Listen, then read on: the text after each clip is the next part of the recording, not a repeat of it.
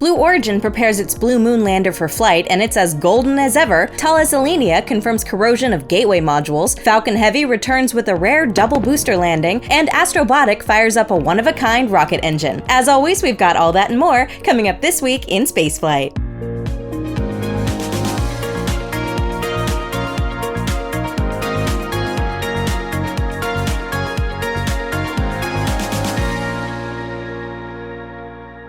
Artemis III preparations are in full swing on the Space Coast with the arrival of the SLS core stage that will power the mission into orbit. This third core stage arrived on Monday, April 27th and unloaded a day later on the 28th. The stage had departed a week earlier from the Michoud Assembly Facility in New Orleans and was loaded into NASA's Pegasus barge for transport. Once in Florida and out of the barge, it then made the half-a-kilometer trip from the turn basin, where Pegasus was docked, over to the transfer aisle of NASA's Vehicle Assembly Building. There, crews removed the engine section structural test article that had been connected to the stage for transport. It was then lifted over and placed inside the assembly jig inside of the VAB's High Bay 2, where the actual flight engine section is located. Over the next several months, the core stage will be fully connected to the engine section, all plumbing will be installed, and the 4 RS-25 engines will be mated to the rocket. Crews will also finalize the installation of all the systems and perform validation checks prior to the start of SLS stacking over in High Bay 3. NASA's Pegasus barge is expected to return to the Michoud Assembly Facility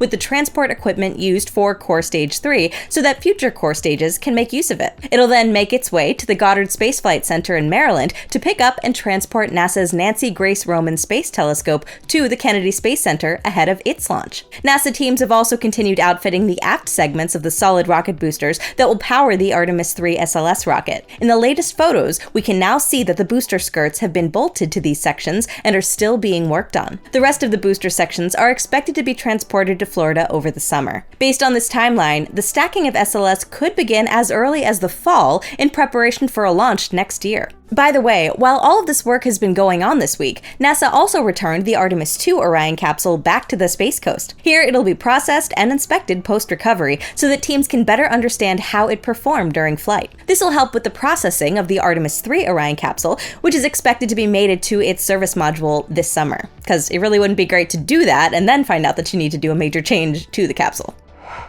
Since we're talking about moon rockets, how about we talk about moon landers? Two different companies, Blue Origin and Astrobotic, are readying 2 different lunar landers for launch later this year. Blue Origin released this picture of the company's first Blue Moon lander, named Endurance, undergoing pre-launch testing at the company's facilities on the Space Coast. In this picture, the lander is mounted on a New Glenn launch vehicle separation system and a Glenn Stage 2 payload adapter. The entire assembly is also standing on a shaking table that simulates the vibrations that the spacecraft will experience during launch. By performing this testing, Blue can ensure that the lander will survive the launch environments and can compare the lander's response to vibrations with those that were modeled via simulation. This is just one of the many tests that the lander has to go through before launch. At some point during this pre-launch campaign, it should be transported to the launch site for a wet dress rehearsal at the dedicated lunar lander test stand located on the north end of the complex. That'll be one of the most critical tests to ensure that the lander can be loaded with its liquid hydrogen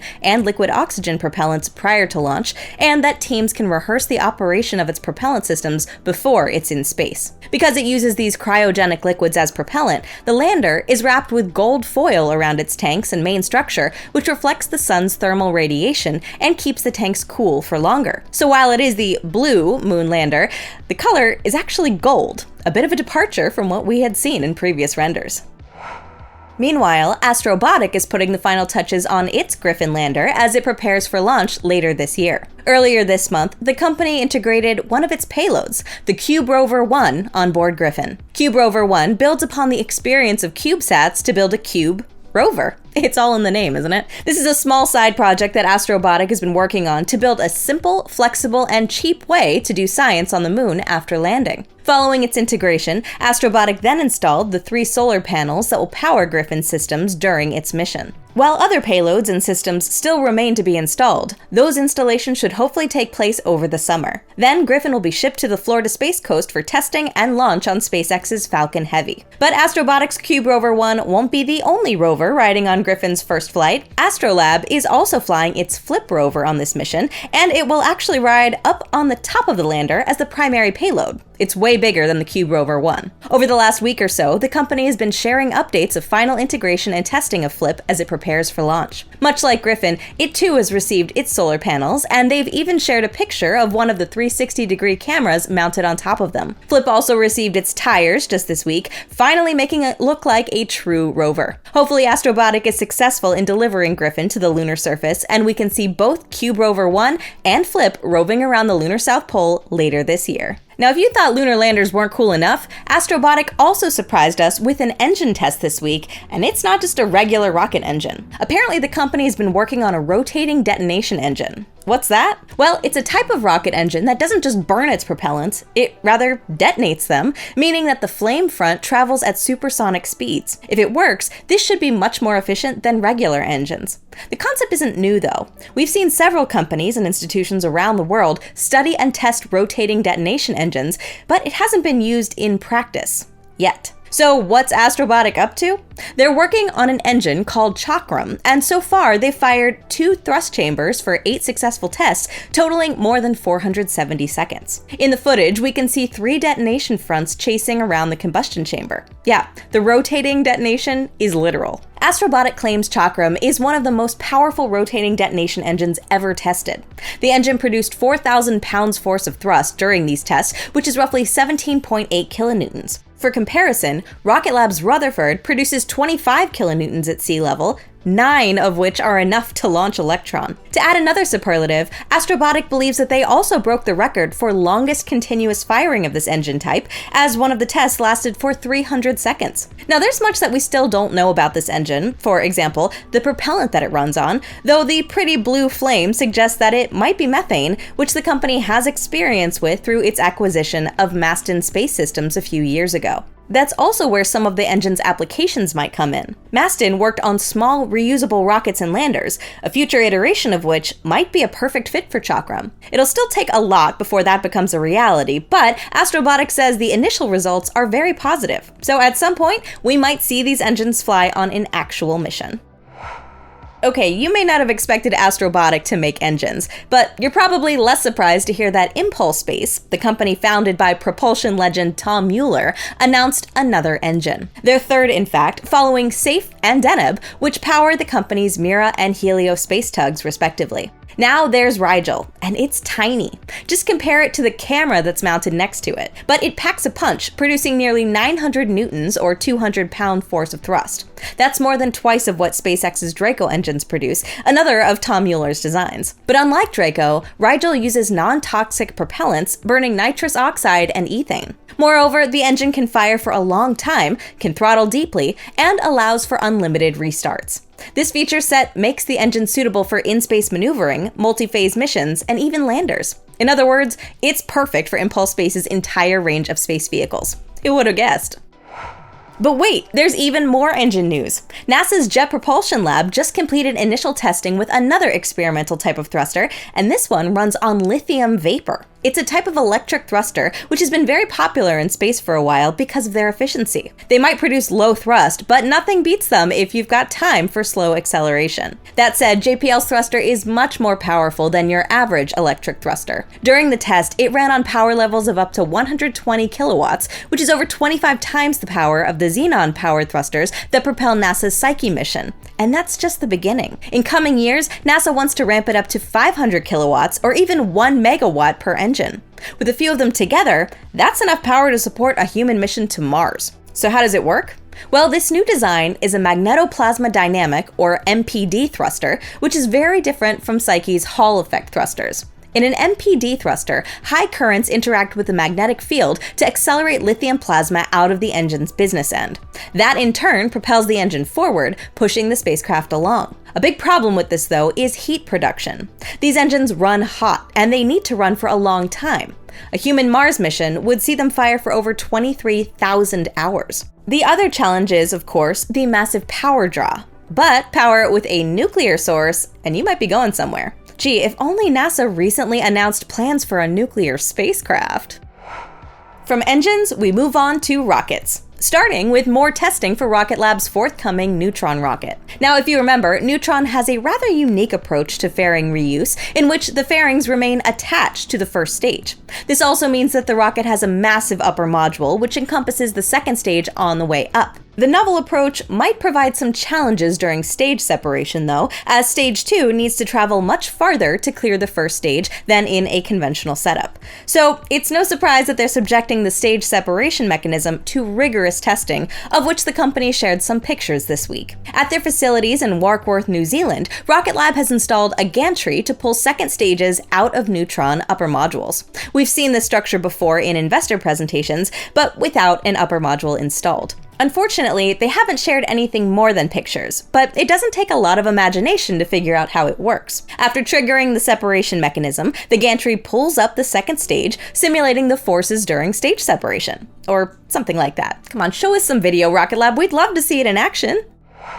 Over in China, many reusable concepts are in the works. One of them is Hyperbola 3 from iSpace. Not to be confused with Japanese lunar exploration company iSpace. Hyperbola 3 is sort of a methane-powered Falcon 9, albeit with a lesser payload capacity. And it certainly looks like one, featuring grid fins and landing legs for reusability, and there's even a 3-core heavy variant. iSpace is working towards a launch sometime this year. They've already performed some successful hop tests with Hyperbola 2, and they've even shown off a drone ship for landings. And this week, it appears that they've been testing the landing legs on a mock-up first stage. Last year, we got some footage of an individual leg being tested, but now they've attached 4 of them to a booster to test the whole system. We're certainly looking forward to seeing those legs in action during an actual landing.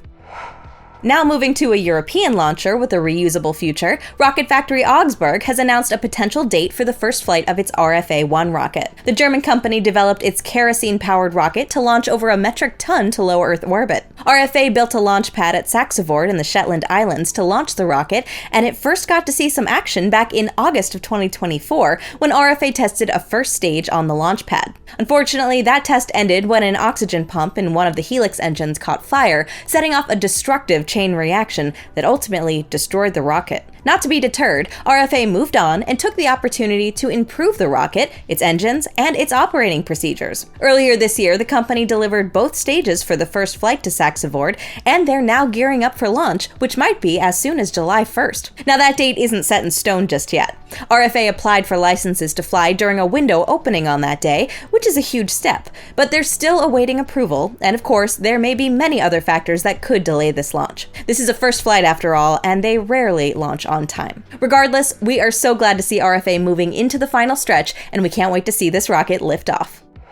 We're ending our world tour of future launchers in Australia, as Gilmore Space has completed the investigation into the anomaly that prematurely ended the maiden flight of their rocket called Eris. Last July, Eris lifted off from Australia's Bowen orbital spaceport, but it didn't get too far. Only 9 seconds after ignition, one of the 4 hybrid motors on Eris's first stage lost thrust, and a second tapped out 8 seconds later. Gilmore's investigation chased the issue down to 2 possible failures in the oxidizer pump, where electrical and thermal failures were observed during the flight. The company has implemented fixes and is now gearing up for its next flight, planned later this year. Let's hope that that one gets a bit further off the ground. We'll let you know what happens in a future episode, so subscribe to get notified when we publish. And while you're at it, why not give this one a like too?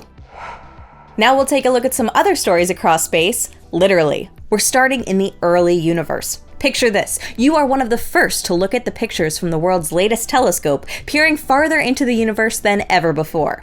And there's something unexpected. The early universe is peppered with little red dots. Now, this isn't a hypothetical situation. Shortly after starting its science mission, the James Webb Space Telescope discovered a whole bunch of little red dots strewn throughout the early universe. And then they seemingly disappear as the universe ages. Astronomers are still unsure what those little red dots are, but researchers are now trying to connect the dots using NASA's Chandra X-ray telescope. One tantalizing possibility is that Webb's little red dots are a new type of star, a black hole star, which is a supermassive black hole encased in a shell of hydrogen. Instead of being powered by nuclear fusion like in normal stars, the energy released as the black hole consumes material would light up the hydrogen shell. This would explain the star-like appearance of the little red dots. While unconfirmed, Chandra's recent finding seems to back up this theory. An international team of scientists used observations from Chandra, Webb, and Hubble to study an X-ray dot, which is an astronomical object that shines bright in X-rays. Normally, Webb's red spots don't show up in X-ray at all, but in many other aspects, this X-ray dot looks remarkably like a little red dot. The jury is still out on whether it actually is one of Webb's little dots, but if it is, it might hold answers to the mysteries that Webb spots provide. Researchers believe the X-ray dot might be a black hole star in the final stages of its stellar career. After eating through most of its hydrogen shell, the black hole's X-ray signal is finally coming through and picked up by our telescopes. If that's true, it would also explain why the little red dots don't persist. After consuming all surrounding hydrogen, they're just regular supermassive black holes, like the ones found in active galactic nuclei, which are some of the brightest objects in the universe. So, case closed? Well, as usual for science, more studies are needed before we can draw any strong conclusions. Scientists have already planned more observations, so perhaps with a few more years of rigorous science, they'll get to the core of one of Webb's great mysteries.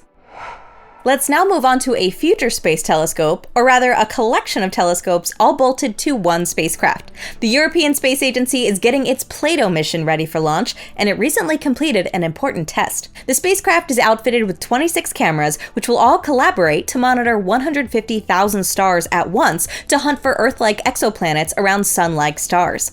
The telescope will measure the planet sizes, discover exomoons, and study their stars, all with the goal of learning how planets and planetary systems like our solar system form, and figuring out how unique our home really is. Plato was completed last fall, then moved to ESA's test facilities in Noordwijk in the Netherlands for an extensive test campaign. After completing vibration testing, engineers lowered Plato into a large vacuum chamber called the Large Space Simulator. And from that name, you can probably guess the goal of the next series of tests. Yes, ESA tested Plato under space-like conditions. Not just vacuum, but also realistic temperatures. That last bit is especially important as the spacecraft's 26 cameras need to be kept at a specific temperature for them to focus correctly. So the test campaign simulated the harsh conditions of space, keeping the spacecraft between -70 and -90 degrees Celsius, while blasting the solar panels with heat until they reached 150 degrees. A later test simulated a cold phase where Plato had to turn on its heaters to keep the cameras at the right temperature. They tested both the cameras and the other spacecraft systems throughout all of these challenging conditions. And then, Plato finally emerged from its cave. Or the Large Space Simulator, I suppose.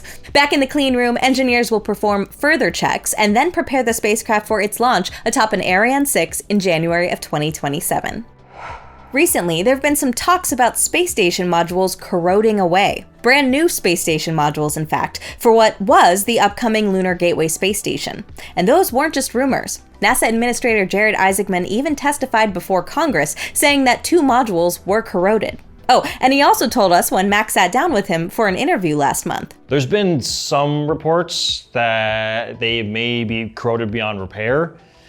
Is that true? Or it seems a bit out of hand that progress is so slow that hardware is corroding while it's in development. Yeah, well, I won't comment on the beyond repair part to it, but the first part is true. This was quite a big hit for the Gateway program, which was already very unpopular. The program is pretty much canceled now, and parts of it will be repurposed for other missions. The change of plans may not have been the direct result of corrosion problems, but it certainly wouldn't have helped. The problems might be even bigger, though, as the supplier of these modules, Italy's Thales Alenia Space, also builds modules for Axiom's space station and pressure vessels, the Cygnus spacecraft, which regularly flies up to the ISS. Speaking of which, the company built a few ISS modules too. For a long time, Thales Alenia has been quiet on the issue, but this week they finally said something in a statement provided to our friends at European Spaceflight. Apparently, the HALO module will be all fixed up later this year, and the Lunar I-HAB hasn't been delivered to NASA yet, so the agency should have nothing to worry about for that one.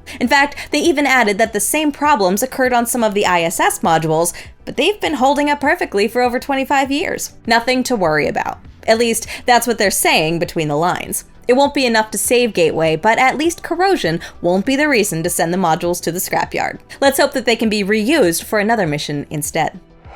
Last week, we featured the full presidential budget request for fiscal year 2027, which proposed a 23% cut to NASA's budget. In that episode, we explained that, given the complaints from Congress, it was highly likely that this budget would be rejected. Well, the appropriations process for fiscal year 2027 has already begun, and this week, the House Committee on Commerce, Justice, Science, and Related Agencies released its draft spending bill for next year. The result? No budget cuts to NASA at all. The agency would keep the exact same budget, although some of the funding would be moving around to different departments inside of NASA. The biggest changes in funding would occur to NASA's exploration and science departments. Exploration, which includes Artemis, would receive a 14% increase in funding, a larger increase than what the presidential budget request asked for from Congress. The Science Department would have a 17% budget cut compared to the current fiscal year, and while it is a budget cut, it's still a much smaller cut than the 46% cut proposed by the presidential budget request.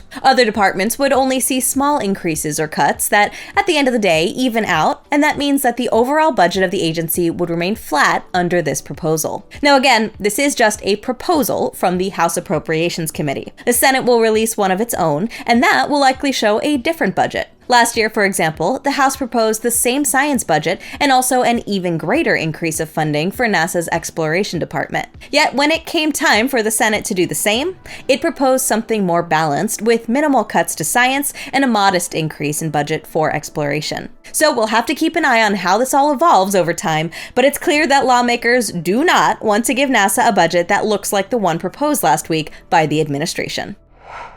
This is your weekly space traffic report provided by Next Spaceflight. This week was rather active with 8 launches so far, including 1 rocket debut, 1 rocket's final flight, and an exciting rocket return. 2 of the 8 launches were Starlink missions on Falcon 9 rockets, and another 2 were Amazon Leo launches. Of these, 1 used a ULA Atlas V rocket from Florida, and another one was launched on Arianespace's Ariane 6 from French Guiana. This was also the second launch of the Ariane 6 rocket in its 4 solid rocket booster configuration. All in all, 61 new Amazon Leo satellites were sent into orbit this week. This week, we also had the final flight of China's Chang'e 6 rocket, carrying Pakistan's EO-3 Earth observation satellite into orbit. The rocket debuted back in 2015 with the then newly debuted YF-100 Kerolox engine, meant to replace the older engines based on toxic hypergolic propellants. Ironically, despite the initial intentions to phase out hypergolic-fueled rockets, at the time of this rocket's retirement, older siblings fueled by hypergolic propellants like the Chang'e 3B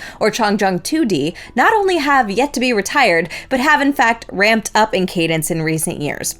Probably not the best idea. And from rocket retirements, we go over to rocket debuts, because this week we also had the first flight of Russia's Soyuz 5 from the Baikonur Cosmodrome in Kazakhstan. The rocket, while having a different design than the old Zenit rocket, is meant to replace it as part of the country's own launch capabilities. As tends to be customary for Russia, this debut flight did not target orbit and instead aimed to simulate a full flight profile, but in an inefficient trajectory, making it achieve a suborbital trajectory instead of a fully orbital one. Despite the lack of a live stream, after the launch, Roscosmos reported that the flight was a full success, and even published some onboard views of the launch as well. The rocket not only serves as a replacement for the older Zenit rocket, but may also play a role in the country's future plans for a super heavy launch vehicle and moon program. That is, of course, if they stop spending money elsewhere and begin spending it on things like this, so that it goes from plans to an actual program. This week, Roscosmos also launched the Progress MS-34 spacecraft to the International Space Station,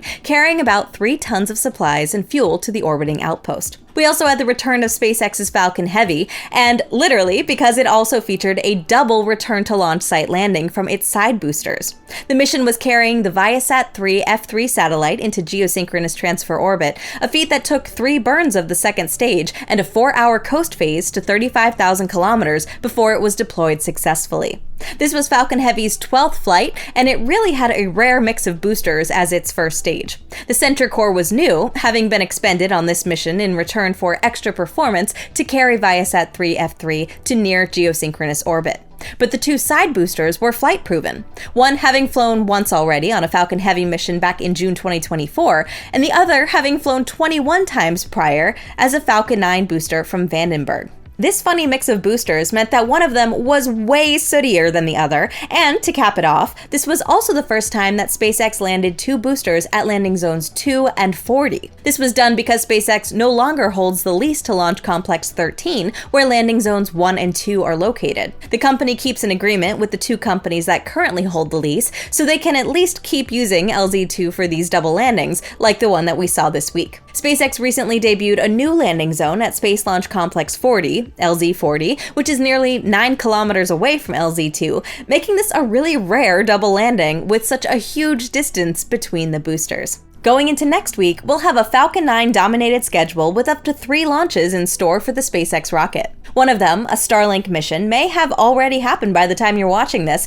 and there's also another Starlink mission planned to take place from Vandenberg. The third Falcon 9 launch of the week will be carrying one of South Korea's compact Advanced Satellite 500 Earth observation satellites into sun-synchronous orbit. The mission will be carrying 45 other rideshare payloads on board that will be deployed after the main satellite's separation. And that's your weekly update of spaceflight news. I'm Alicia Siegel for NSF, and we'll see you all again next week to recap this week in spaceflight.